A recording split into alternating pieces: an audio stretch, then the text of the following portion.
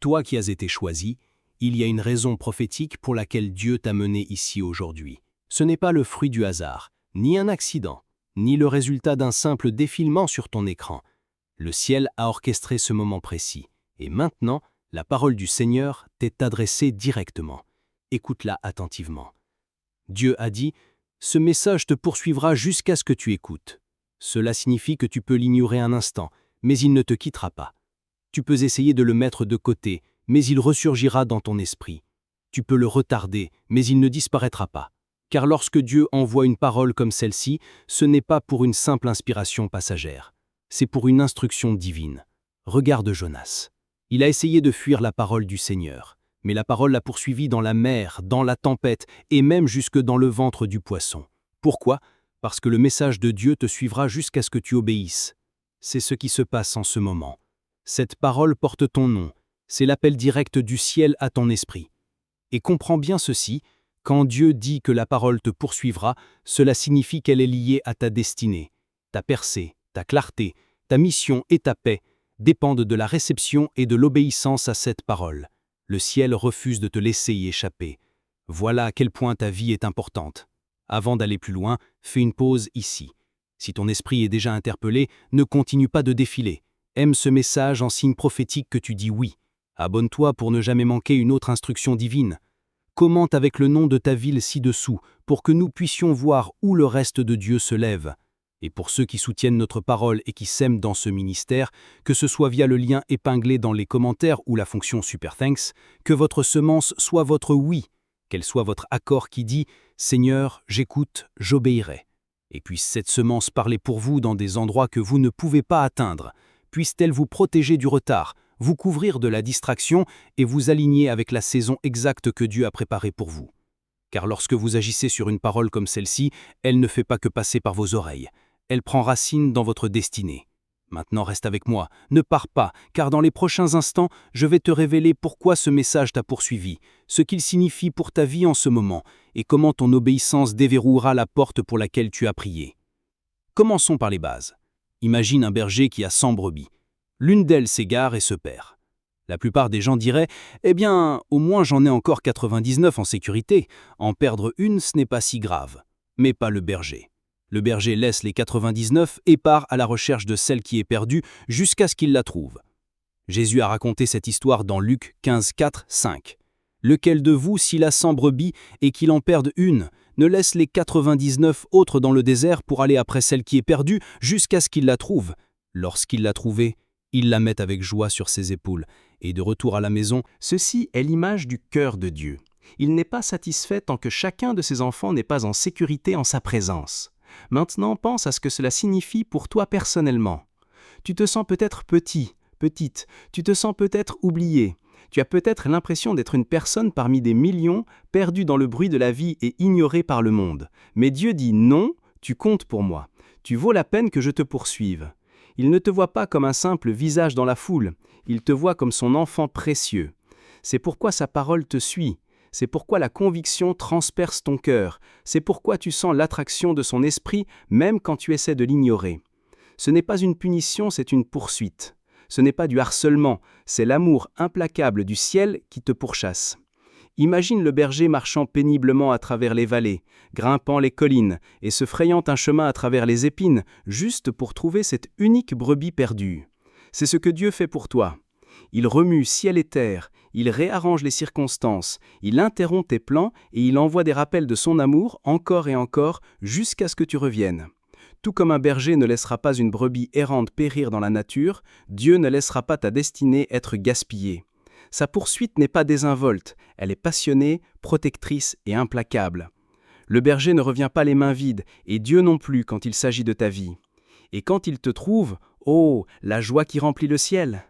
Jésus a dit dans Luc 15, 7 qu'il y a plus de joie dans le ciel pour un seul pécheur qui se repent que pour 99 justes qui n'ont pas besoin de repentance.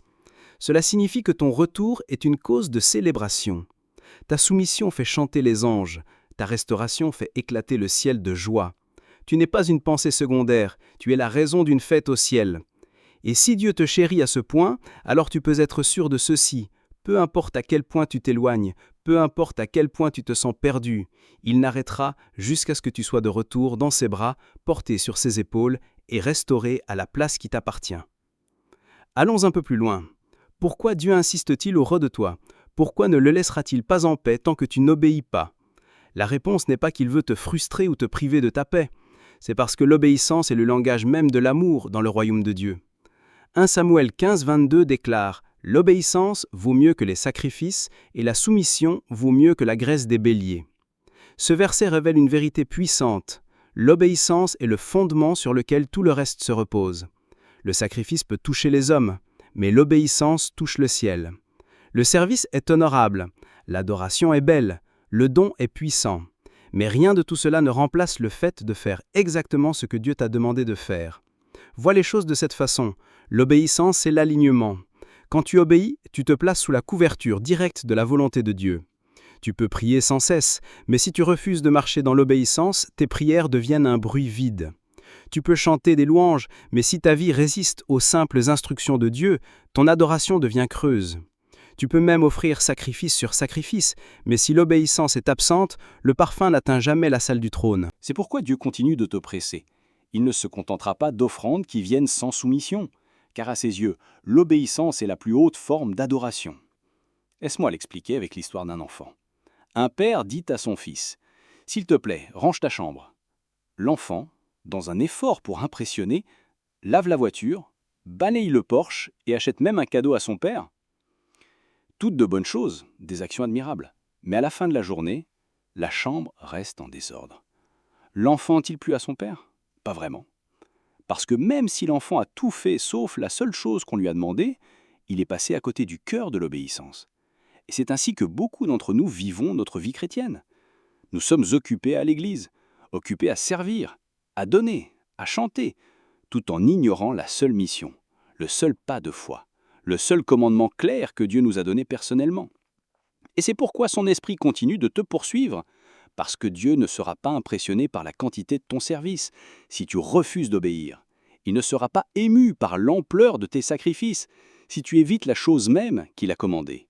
C'est pourquoi la parole de Dieu ne cesse de toucher ton cœur, pourquoi la conviction continue d'agiter ton esprit, pourquoi tu ne peux pas échapper à la voix de son instruction. L'obéissance n'est pas une option, elle est essentielle. Sans elle, rien d'autre ne compte. Mais lorsque l'obéissance est présente, tout ce que tu fais, ton adoration, ton service, tes dons, prend soudain un poids éternel, car tout cela découle du sol de la soumission.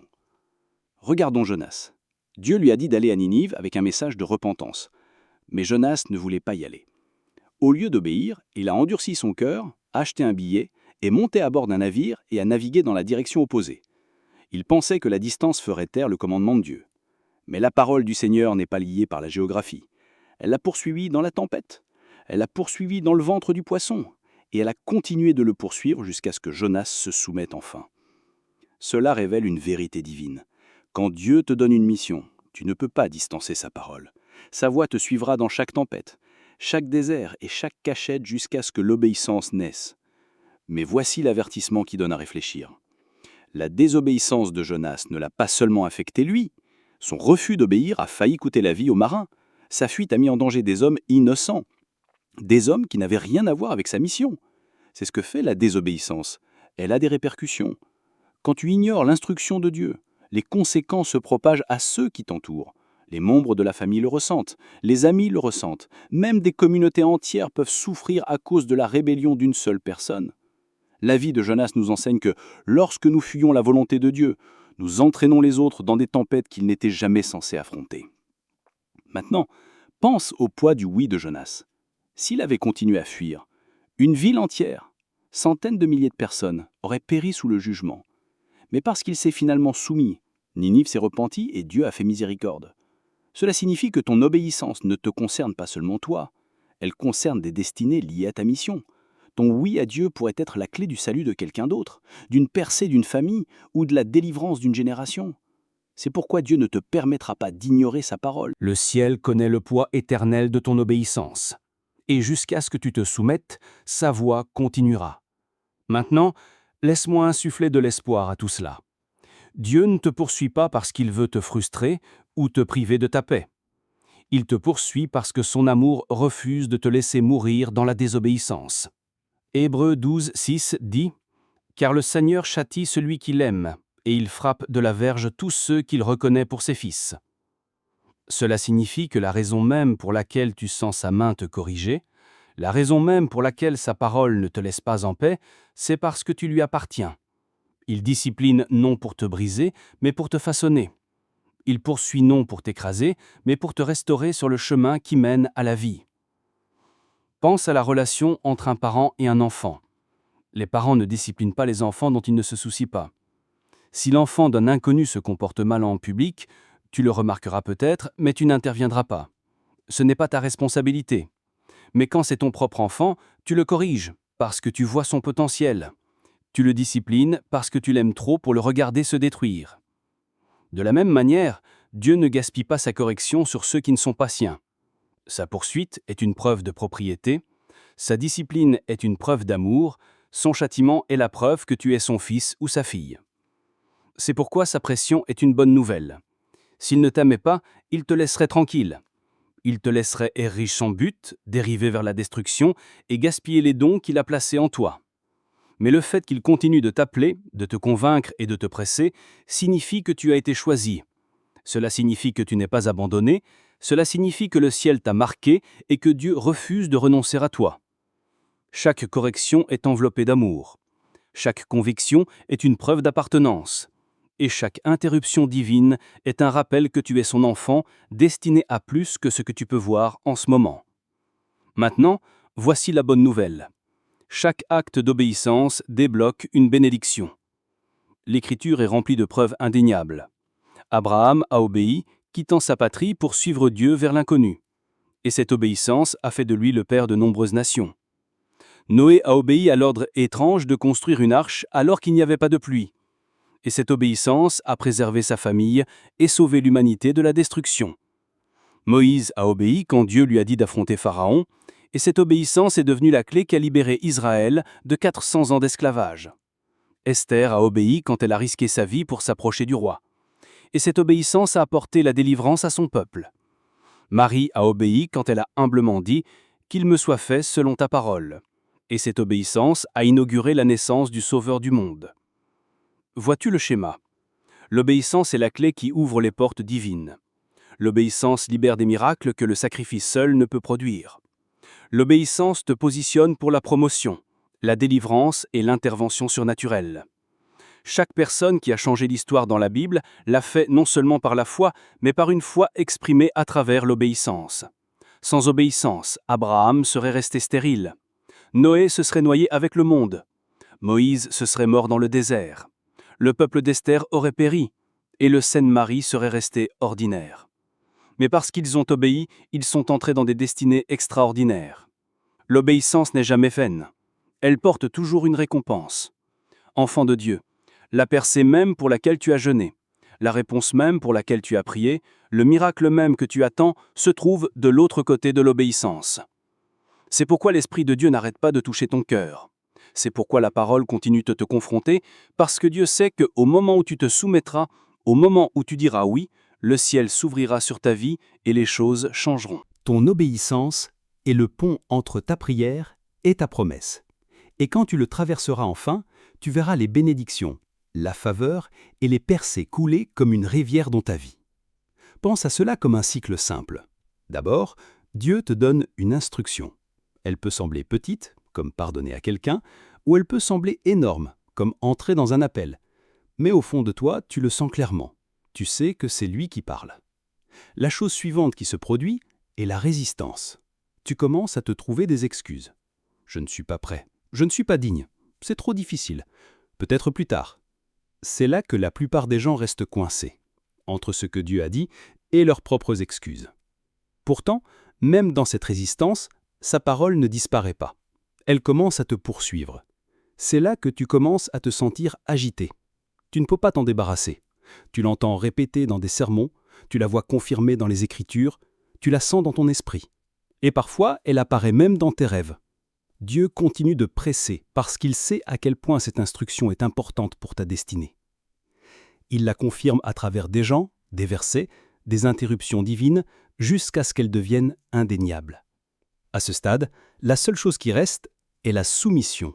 C'est le moment où tu arrêtes enfin de te battre et tu dis « Oui, Seigneur, je le ferai ». Et voici la beauté de la soumission. La percée suit. Soudain, la paix remplit ton cœur. Les portes qui étaient fermées commencent à s'ouvrir. Les bénédictions commencent à couler et la destinée commence à se dérouler sous tes yeux. C'est le schéma. Instruction, résistance, poursuite, confirmation, soumission, percée. En ce moment, beaucoup d'entre vous sont coincés entre la résistance et la poursuite. Vous luttez avec la parole de Dieu, mais il dit « Ne reste pas coincé. Fais le pas de l'obéissance.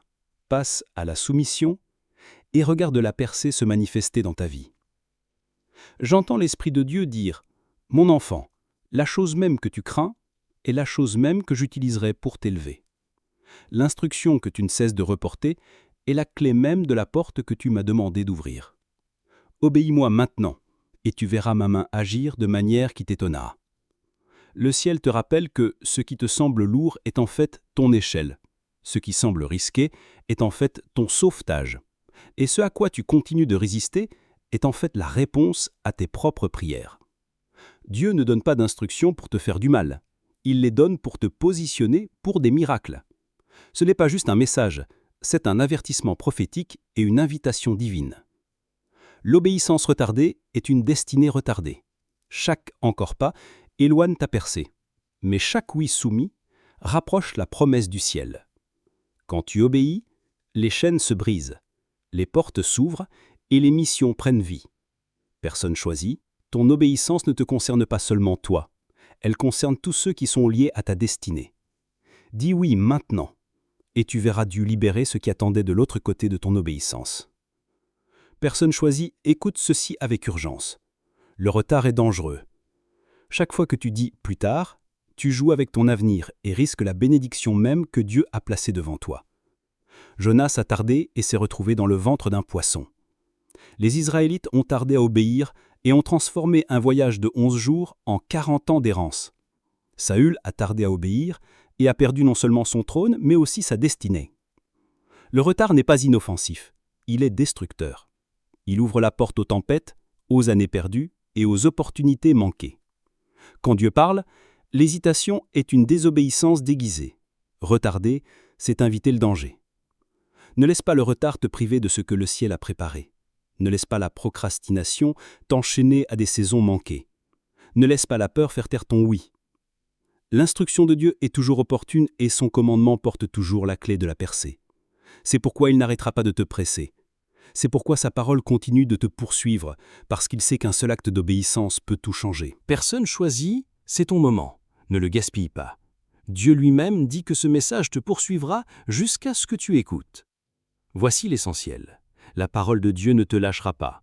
Son esprit n'arrêtera pas de murmurer. Son appel n'arrêtera pas de tirer sur ton cœur. Pourquoi ? Parce que ta mission est trop importante. Ta destinée a trop de poids et ta vie est trop précieuse pour être gaspillée. Le ciel sait ce que tu portes, même quand tu en doutes toi-même. C'est pourquoi il continue de presser, pourquoi il continue de convaincre, pourquoi son message revient sans cesse à toi. Ce n'est pas pour te frustrer, c'est pour t'éveiller à la réalité que ce que Dieu a placé en toi ne peut pas mourir en silence.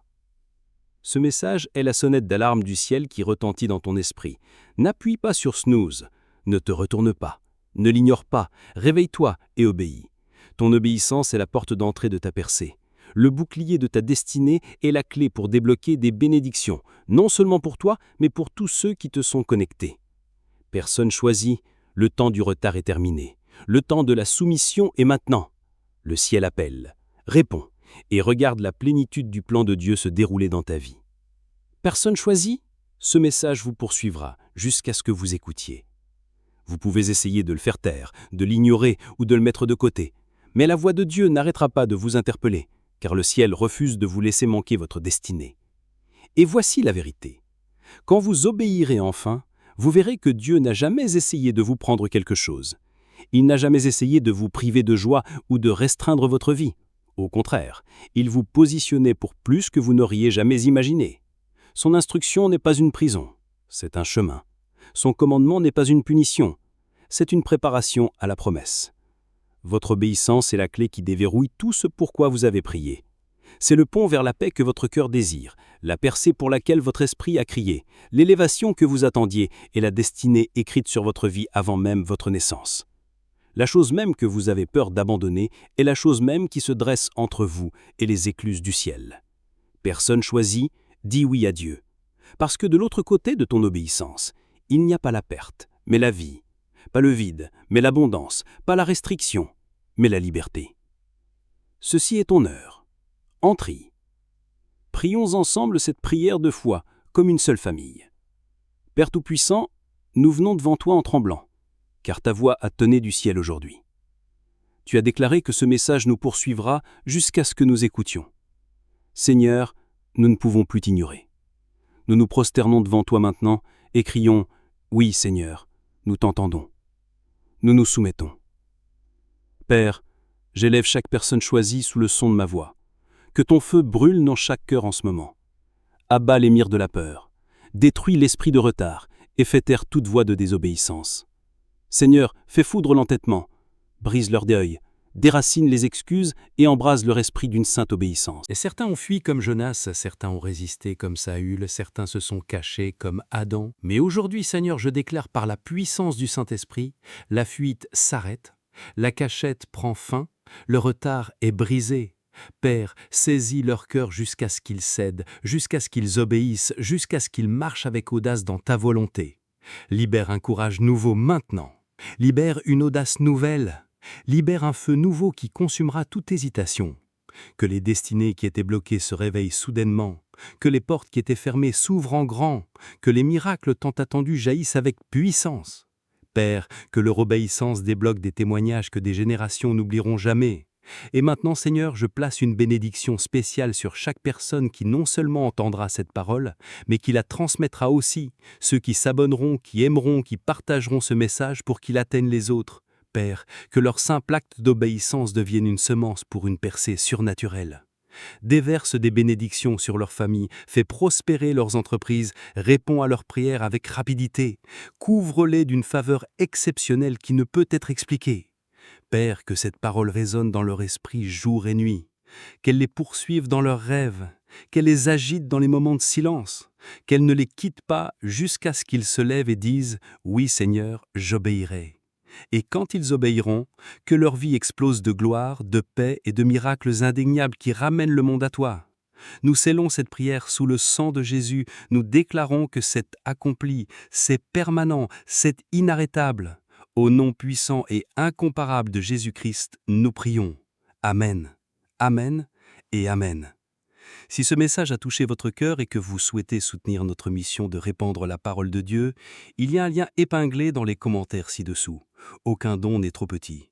Votre générosité, même un centime, peut apporter de l'espoir et de la joie dans la vie de quelqu'un. Merci d'être partenaire de Dieu dans cette œuvre importante.